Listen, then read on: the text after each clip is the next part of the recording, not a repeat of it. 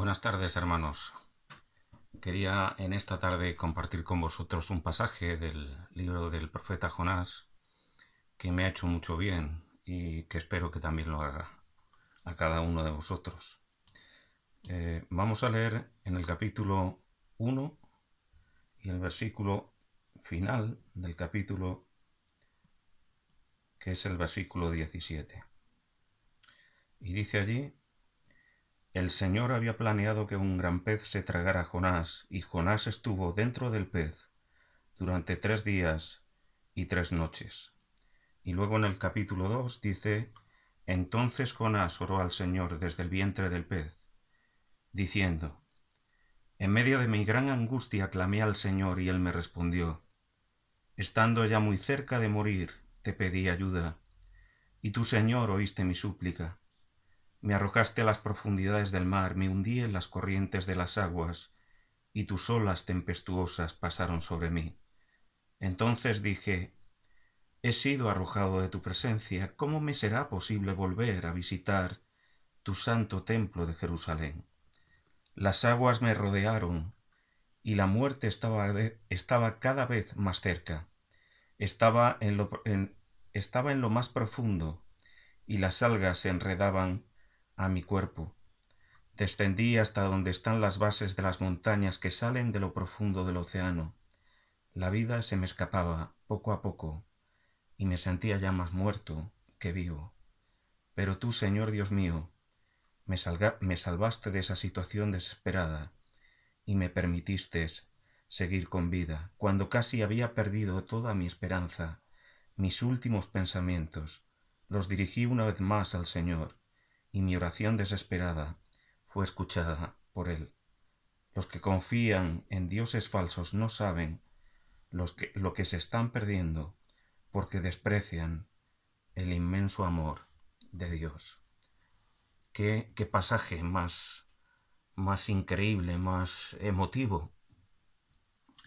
Un pasaje que nos revela o que nos presenta también otro confinamiento. El profeta Jonás está confinado en el interior de un gran pez. Y él dice en el primer versículo que se encuentra en medio de gran angustia. Gran angustia es lo que hoy podemos ver en el mundo. En miles de hogares, muchos lloran a sus muertos. Otros, desvelados, están rogando para que sus seres queridos que están ingresados salgan adelante, y el resto están afanados de no contagiarse. Hermanos, toda esta situación que estamos viviendo ha de llevarnos a una reflexión, al mundo también, pero a nosotros como creyentes de la misma manera. Y es que, hermanos, la situación que vivimos es de una auténtica y gran tragedia. Si la pérdida de una vida es una tragedia, ¿cuánto más esa cantidad de vidas? Lo peor es que aún no ha acabado. Lo peor es que el confinamiento no nos ha dejado. Lo peor es que el confinamiento nos ha alejado del campo de batalla y nos ha insensibilizado. Estamos lejos de los hospitales, estamos lejos de allí donde se cuece verdaderamente el dolor, donde se mueve la muerte a sus anchas, donde se derraman lágrimas, donde se evidencia sin palabras, pues la gran angustia en el corazón de las personas. Hay angustia, hermanos, gran angustia. Hay lágrimas, hay impotencia en medio de los hospitales, en medio de las residencias de ancianos, en medio de las instituciones incluso. Hay impotencia por todas partes, hay desesperanza, pero sobre todo hay lugares, como en aquellas residencias a las que me refiero, donde las lágrimas corren a menudo por las mejillas de las enfermeras, de los auxiliares, porque se ven incapaces de retener la vida de aquellos a los que aman. Las palabras aquí del profeta Jonás son reveladoras. Dice allí: Jonás oró al Señor desde el vientre del pez, en medio de mi gran angustia clamé al Señor. En otro lugar, estando ya muy cerca de morir, te pedí ayuda. Un poco más adelante me arrojaste a las profundidades del mar. Las aguas me rodearon y la muerte estaba cada vez más cerca. La vida se me escapaba poco a poco y me sentía ya más muerto que vivo. Y un poco más adelante, cuando casi había perdido toda mi esperanza, mis últimos pensamientos los dirigí una vez más al Señor. Hermanos, qué palabras más desgarradoras. ¿Y qué le lleva a Jonás a estar allí? ¿Qué le lleva a Jonás a tener que elevar esta oración? Pues hay dos puntos importantes que tienen que hablarnos también a nosotros al corazón. El por qué estaba Jonás allí, en primer lugar, es por la misión de Dios, por la necesidad de muchos a quien Dios envía a hablar. Pero en el capítulo 2, este capítulo que hemos leído, es el testimonio de un hombre que por un lado está desahuciado y que por otro ya ha manifestado en el capítulo 1 que huyó para no obedecer. En la vida de Jonás encontramos a una nota discordante, a uno que se distingue por lo incomprensible.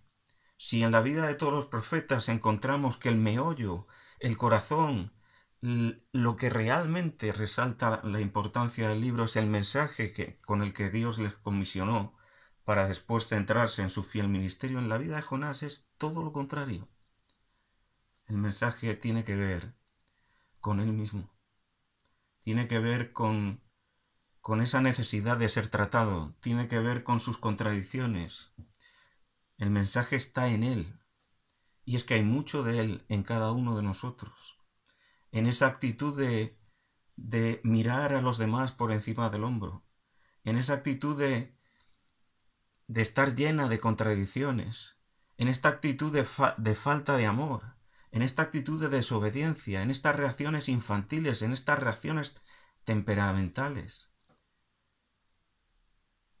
Dios envió un gran pez que tragó a Jonás. Está allí porque la necesidad de las personas a las que él le envía es mucho más importante que su criterio, es mucho más importante que sus sentimientos, es mucho más importante que lo que él entiende que es mejor. El segundo punto es que está allí porque el Señor lo quiso. Tú dices, me arrojaste a las profundidades del océano. Las aguas me rodearon, la muerte estaba cada vez más cerca. Y hermanos, qué testimonio. Es el testimonio de un Dios que no se rinde. Es el testimonio de un Dios que no le dejó hacer su voluntad. Es el testimonio de un Dios que no quiso buscar a otro para esa misión. Y es que si la tozudez de Jonás nos sorprende, ¿cuánto más debería de asombrarnos la misericordia de Dios? Cuando casi había perdido toda mi esperanza, mis últimos pensamientos los dirigí una vez más al Señor, y mi oración desesperada fue escuchada por Él. Los que confían en dioses falsos no saben lo que se están perdiendo, porque desprecian el inmenso amor de Dios. Hermanos, en la palabra se nos dice que Dios busca adoradores, pero también busca intercesores. Busca personas que, dice, que levanten brecha a favor de los hombres para que Dios no los destruya. Y busqué entre ellos a un hombre que hiciese brecha, pero no lo hallé. Hermanos, quizás deberíamos de traer una reflexión al corazón. Deberíamos dejar que el Señor nos examine. Quizás nos hemos vuelto faltos de amor, nos hemos vuelto desobedientes, nos hemos vuelto insensatos. Hemos querido establecer más nuestra voluntad que la voluntad del Señor. Y Dios nos confina para que consideremos nuestros caminos y volvamos a mirar a Él. Es en Él que verdaderamente seremos salvos de una vida perdida, falta de fruto y sin glorificar al Señor. Que el Señor nos ayude a que su palabra toque nuestros corazones y a que podamos mirar, no desde la lejanía, no desde la insensibilidad, las necesidades de aquellos que nos rodean. Que el Señor os bendiga, hermanos.